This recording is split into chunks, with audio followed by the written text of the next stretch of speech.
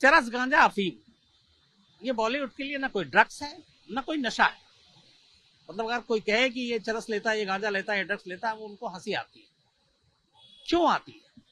क्योंकि बॉलीवुड के 3 favourite drugs हैं, 3 फेवरेट नशा है उनका। और ये 3 जो ड्रग्स हैं उनके फेवरेट, वो कौन से? पहला है कोक, यानी कोकीन। और सबसे महंगा ड्रग्स यही है। 1 ग्राम कोकीन करीब 6 से 7 हजार रुपए का आता है। अब 1 ग्राम कोकीन एक इंसान कितनी बार इस्तेमाल करता है, कितने लोग इस्तेमाल करते हैं? कोकीन नाक के जरिए लिया जाता है। बताया गया कि 1 ग्राम कोकीन अगर 2 लोग एक साथ बैठे तो आधे घंटे में वो सारा खत्म हो जाता है। पर कोकीन के साथ ये है कि उसका नशा भी आधे घंटे में उतर जाता है, महंगा भी है। तो फिर क्या करते हैं? तो पता चला कि बाकायदा बैठक होती है। कोकीन मंगाते हैं, खत्म होता है, फिर दोबारा ऑर्डर देते हैं, फिर मंगाते हैं, और ये सिलसिला चलता रहता है। अब कोकीन क्यों फेवरेट ड्रग्स है बॉलीवुड का? कई चीजें। एक, कहते हैं कि कोकीन जो है, खासतौर पे जो बॉलीवुड में एक्टर, एक्ट्रेस और बाकी लोग लेते हैं, एक तो ये वजन को कम करता है, वेट लूज करता है। दूसरा, चेहरे पे चमक लाता है, ये उनका कहना है। मैं यहाँ पे ये नहीं कह रहा हूँ कि ड्रग्स की ये सब खूबियां है, क्योंकि अभी बुरी चीज इसका बताऊंगा तो फिर कोई भी सोचेगा नहीं कि इसको ले। बट ये लोग, इनके दिमाग में क्या रहता है जिसकी गलतफहमी में ये लेते हैं, वो ये कि वेट लूज होता है, चेहरे पे चमक आता है, नींद भागती है, जागने की शक्ति बढ़ती है, फुर्ती आती है, ऊर्जा बढ़ती है। तो ये सारे चीज इनके दिमाग में होता है और इसकी वजह से ये कोक का इस्तेमाल करते हैं। लेकिन 1 ग्राम कोक अगर 6,000 का है तो 6,000 में काम नहीं चलता, कई बैठकें होती हैं, कई ग्राम मंगाने पड़ते हैं। तो आप सोचिए कि पर डे का खर्चा कितना हो जाएगा। लेकिन कोक का जो एक दूसरा पहलू है वो ये है कि एक बार जिसको इसकी लत लग गई, फिर ये उतरती नहीं। आपके अच्छे दिन है, पैसे हैं, आप खरीद रहे हैं, बुरे दिन आएंगे तो क्या करेंगे आप? फिर आप घर के बर्तन तक बेच डालेंगे। ऐसी बुरी लत है। कोक के लत से निकलना बड़ा मुश्किल काम है। तो और जबकि मुंबई में असली कोक मिलता ही नहीं है, यहाँ पे अमेरिका से आया करता था।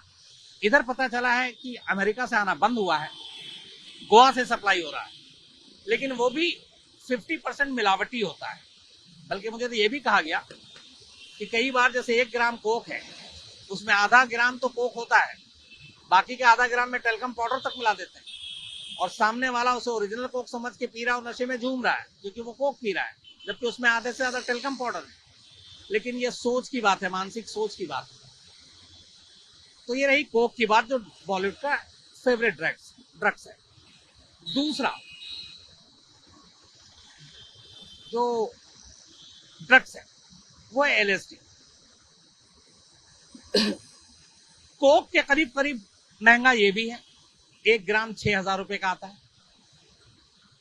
लेकिन कोक और LSD में जमीन आसमान का कुछ फर्क है। LSD का नशा करीब 30 से 36 घंटे तक रहता है, और एक जो बार LSD लेता है वो अपने आप को हवा में उड़ता हुआ महसूस करता है। अलग अलग उसको विचित्र तस्वीरें दिखाई देती हैं, मतलब वो दूसरी ही दुनिया में चला जाता है, तांडव करने लगता है, ऐसा लगता है कि वो तांडव कर रहा है और पता नहीं क्या क्या, और अपने आप को सबसे बड़ा, सबसे मशहूर, सबसे अच्छा, ये सारी ख्याल, सारी भावनाएं उसके मन में आती है। LSD के साथ एक और चीज जुड़ी हुई है कि LSD 2 फॉर्म में आता है।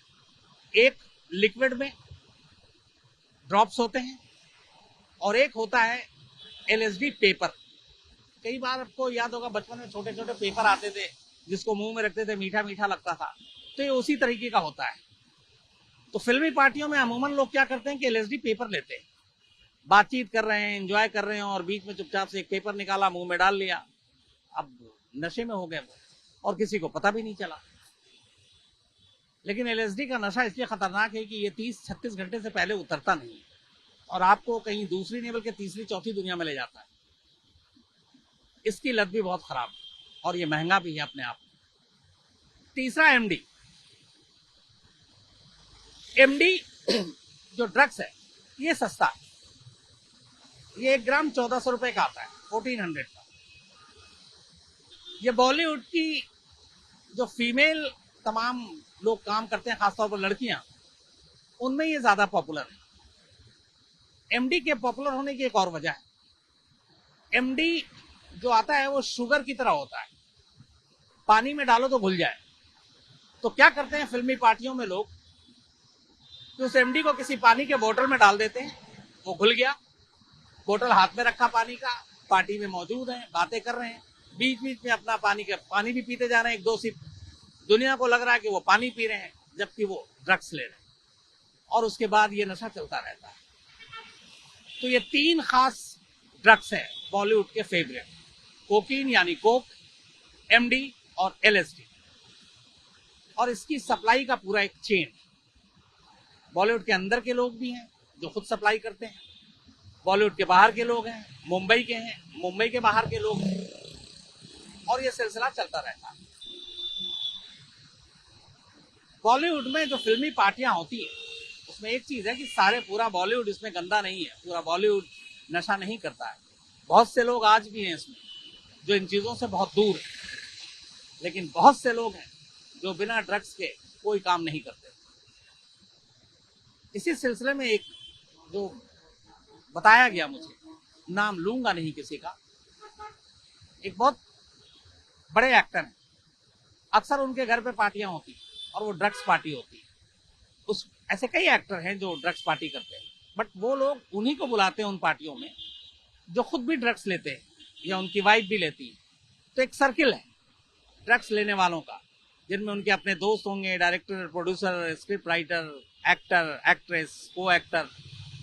तो ये पार्टियां होती है घरों में और वहां पे ड्रग्स लिया जाता है। खास बात क्या होती है इसमें कि जैसे पार्टी चल रही है और मान लीजिए कि उस पार्टी में 15 लोग ड्रग्स ले रहे हैं और मान लीजिए कि वो 15 के 15 कोक ले रहे हैं, तो वो कैसे लेते हैं? क्योंकि कोक के साथ पकड़ाना बहुत ही संगीन सजा है इसमें, लेकिन क्वांटिटी के ऊपर बहुत डिपेंड करता है कि आपके पास से कितना बरामद हुआ, 1 ग्राम, उससे कम, 1.5 ग्राम, 2 ग्राम, क्योंकि वो आपके कंजम्पशन के लिए अगर ये हो जाता है कि आपके यूज करने के लिए और कम है तो सजा कम हो जाती है। तो ये लोग क्या होशियारी करते हैं कि जैसे पार्टी की घर में 15 लोग हैं, 15 लोगों को ड्रग्स लेना है, तो अब अगर 1 ग्राम कोक ले रहे हैं तो 1 ग्राम कोक 2 लोग बैठकर एक साथ खींच रहे हैं, करीब आधा घंटा लगता है। तो 15 लोग हैं तो इसका मतलब हुआ कि करीब 7-8 ग्राम आधे घंटे में निकल गया। इस दौरान में जब ये पार्टी चल रही होती, जो यहाँ से ये लोग ड्रग्स मंगाते हैं, उनके जो पेडलर्स हैं जो ड्रग्स सप्लाई करते हैं, वो उन्हें पता होता है ये पार्टी कहाँ चल रही है, वो उनके घर के इर्द गिर्द घूमते रहते हैं, रहेंगे वहीं और उनके पास ड्रग्स होगा। जैसे ही इनका आधे घंटे का कोटा खत्म होता है और 1 राउंड खत्म, ड्रग्स खत्म, एक आदमी कॉल करता है पेडलर को कि माल खत्म हो गया। फोन पे वो फौरन सुनता है, उसके बाद उस जगह पहुंच जाता है, बाकी का कोटा दे देता है। इसके बाद दूसरा राउंड शुरू होता है, फिर खींचने लगते हैं सब, और फिर इस तरीके से सिलसिला चलता रहता है। यानी एक बार में एक घर में या एक जगह पे पार्टी चल रही है, वहां पे पूरे ड्रग्स की क्वांटिटी नहीं मंगाई जाती है। एक साथ 100 ग्राम, 200 ग्राम, 500 ग्राम कभी नहीं मंगाएंगे। वो जितना एक बार में यूज कर सकते हैं उतना ही मंगाएंगे, खत्म होगा फिर दोबारा मंगाएंगे। इससे रिस्क फैक्टर कम हो जाता है कि अगर इस बीच में किसी ने मुखबिरी कर दी, पकड़े गए, तो ये दिखा सकते हैं कि हमारे पास से बरामदगी कितनी हुई है।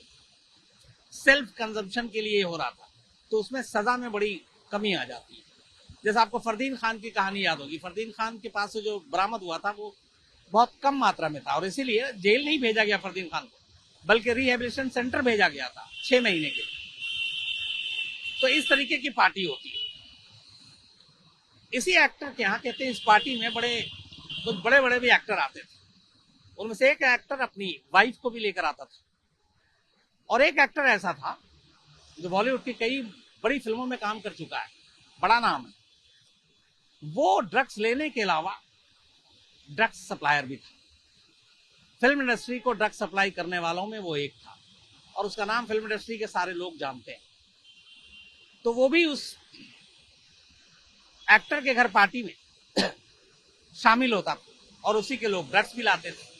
उसी पार्टी के दौरान एक दूसरा एक्टर जो अपनी वाइफ को लेकर आता था,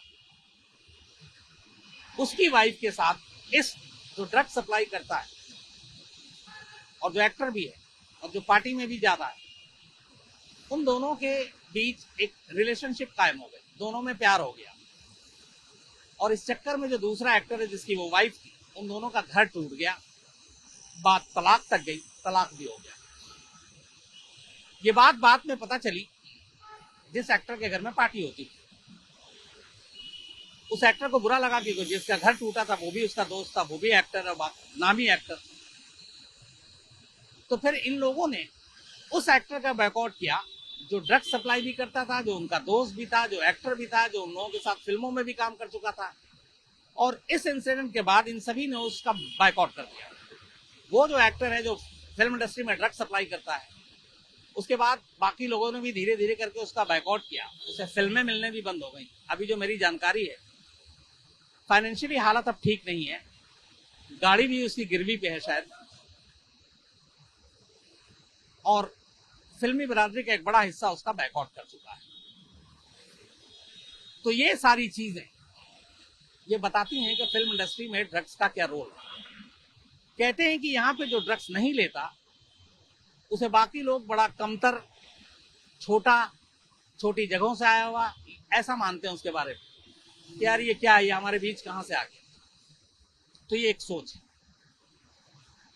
तो बॉलीवुड के अंदर ड्रग्स कोई राज नहीं है, कोई बिल्कुल ओपन सीक्रेट है, इस्तेमाल होता है, लेकिन पूरा बॉलीवुड ड्रग्स लेता है ये बात भी गलत है। लेकिन हाँ, ड्रग्स का इस्तेमाल यहाँ ओपनली है, होता है, और ये बात मुंबई पुलिस, एनसीबी, इन सबको पता है।